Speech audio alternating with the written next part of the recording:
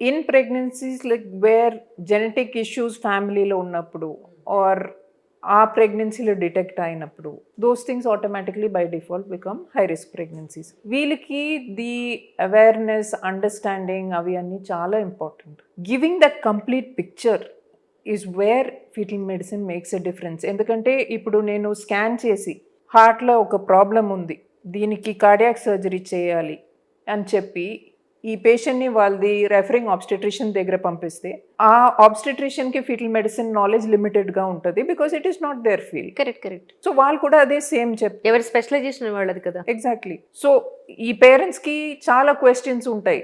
Pregnancy ఉన్నప్పుడు ఎట్లా behave అవుతుంది, పుట్టిన తర్వాత ఎమర్జెన్సీ ఉంటుందా, ఇది ఎందుకు వచ్చింది, ఇది రిపీట్ అవుతుందా, ఇది ట్రీట్ చేస్తే కరెక్ట్ అవుతుందా, బేబీది క్వాలిటీ ఆఫ్ లైఫ్ ఎట్లా ఉంటుంది, ఇట్లాంటి క్వశ్చన్స్ అన్ని that is where fetal medicine gives you answers. That is the reason why I did fetal medicine in the first place. Because నేను normal deliveries, pregnancy care, gynaec practice చేశాను. కానీ end of the day section of patients ఆ fetal problems ఉన్న వాళ్ళు, genetic problems ఉండేవాళ్ళు, వాళ్ళకి problem అవుతుంది కానీ చాలా మందికి ఎందుకు అవుతుంది అనేది ఐడియా లేదు, సొల్యూషన్ దొరకట్లేదు. How do we overcome it? That is where it makes a difference.